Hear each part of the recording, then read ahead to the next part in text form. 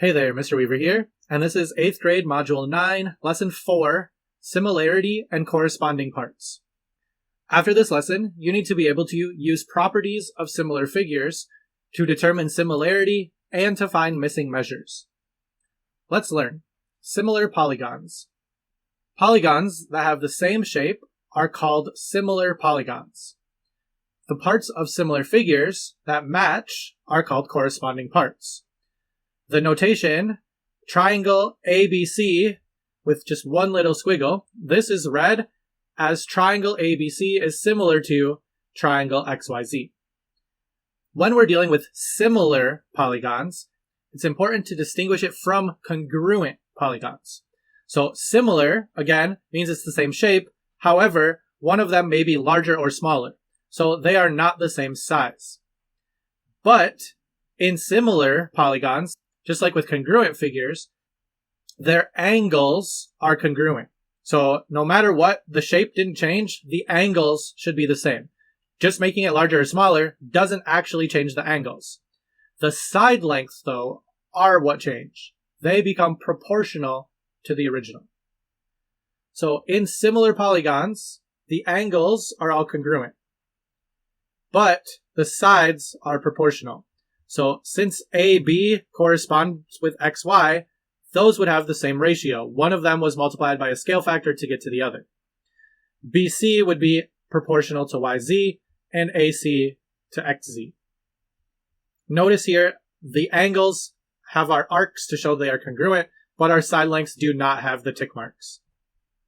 Example 1. Write similarity statements. Determine whether rectangle HJKL is similar to rectangle MNPQ. If so, write a similarity statement. So when we're checking similarity compared to when we were checking for congruent, we need to see if all the angles are congruent. That's our first thing. If the angles are not congruent, even if the side lengths go by a ratio, it is not similar. So, are the angles congruent? Here we have all 4 right angles, and in our other, we have all 4 right angles. Therefore, the corresponding angles are congruent. That's good. That's what we need. Once we determine that the corresponding angles are congruent, then we need to check for the ratios for our side lengths, for our corresponding sides. So if I check HJ, that is a ratio of 7 to MN, which is 10. KL is also going to be 7 to 10 compared to PQ. What about JK to NP? JK was 3, NP is 6. Reducing that, I get 1/2. I could just leave it as 3 over 6. LH to QM is the same ratio of 1/2. Are those ratios the same? They are not equal. If I just change this into a ratio out of 10, this is the same ratio as 5 out of 10. They are not the same fraction. They're not equivalent. So, since the ratios are not the same, these rectangles are not similar.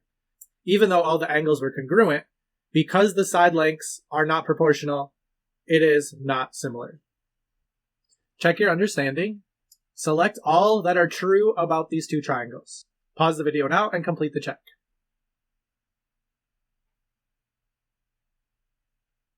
Check your answer. The only one you should have checked is that they are not similar.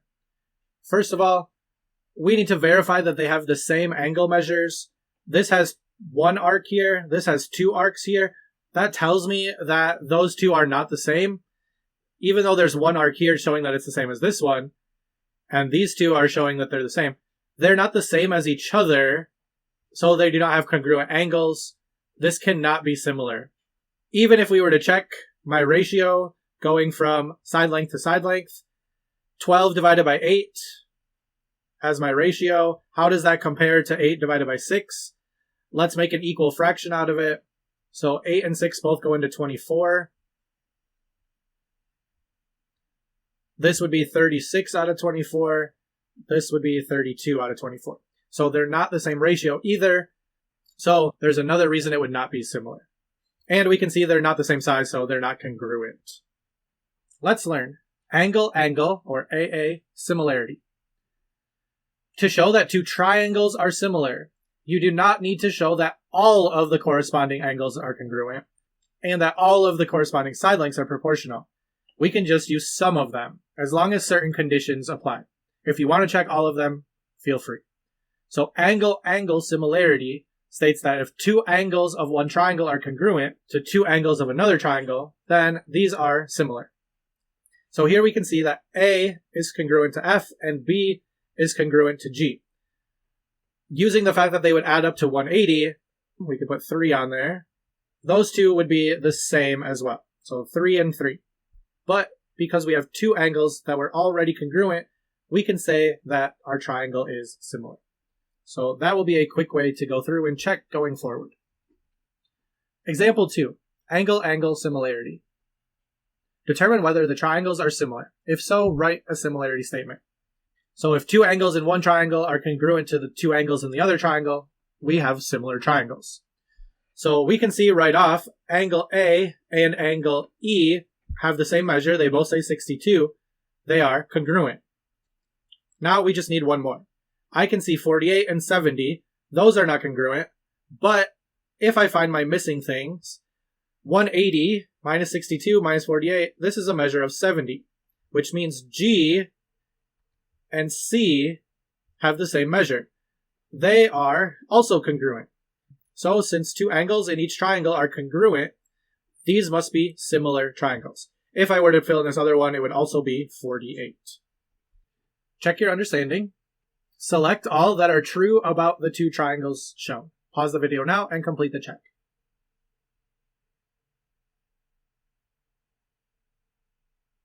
Check your answer.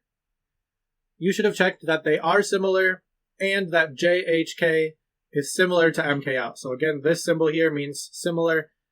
Those two pretty much said the same thing. Which angles can we use to show that they're congruent? This one already matches with this one, so we just need one other. The key is right here. These two form vertical angles.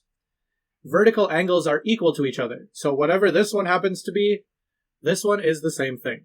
So vertical angles are equal. So there's a second pair of angles that are congruent. Using the angle-angle similarity, we can say these two triangles are similar. If we look at our other statements, we decided if they are similar, they can't be not similar. This symbol means congruent. Do we know for a fact that they're the same size? We do not. So we can't pick that one. And was angle J congruent to angle L? This angle compared to this angle, if this is already 110, there's no way this could be 110 because then those three would not add up to 180. So J cannot be congruent to L. Let's learn similar polygons and scale factor. Scale factor is the ratio of the lengths of two corresponding sides of two similar polygons. Since the corresponding sides are proportional, we can use the scale factor to find missing measures. So here I can see my scale factor was 1/2. To go from 6 to 3, I multiplied by 1/2. To go from 4 to 2, I multiplied by 1/2. To go from 5 to 2.5, I multiplied by 1/2. Example 3. Find missing measures. The quadrilaterals are similar. Find the missing side measure. So our first method to do this, let's use the scale factor. We need to look for corresponding sides where we know the measures, so that way we can use the scale factor. So I can see that side YZ here and side CD, somehow I went from 10 to 15. So if I divide going backwards, 15 divided by 10 is 3/2 or 1.5. My scale factor here was 1.5. So in this larger quadrilateral, everything should be 3/2 or 1.5 times larger than the side over in our other quadrilateral. If I want to find side M, that's going to correspond to BC here. They're the same position between the one with 3 arcs and 2 arcs, 3 arcs and 2 arcs. I need to multiply it by 3/2. So times 3 over 2. If I multiply that out, I get 36 divided by 2, which is 18. So M must be 18 units long. Another way we can find our missing measures is to use a proportion. We can write an equation using the ratio of the ones we know to the ones we want to know. So similar to what we just did, we want to know this side here. So the ratio of M to 12, which we can see right here, is the same as the ratio of 15 to 10. So large to small, large to small.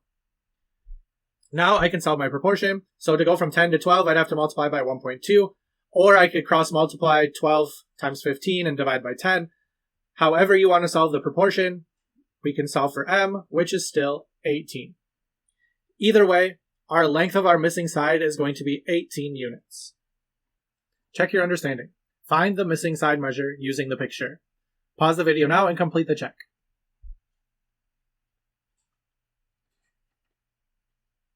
Check your answer. You should have found that x would be equal to 6. On this one, this second triangle is rotated around, so 4 would correspond to 5. Again, if we just use our angles, angle 1 is here, and our 2 arc angle is here, so the side that's between them must correspond. 4 corresponds with 5.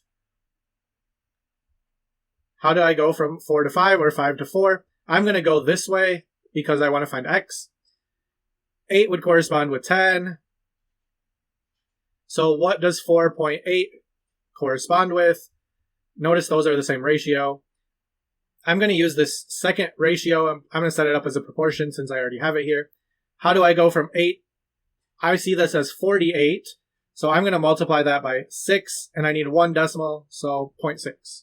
If I do the same thing here, times 0.6, 10 times 6 is 60, but I needed 1 decimal place. So 6.0, which gives me 6 as my missing side length.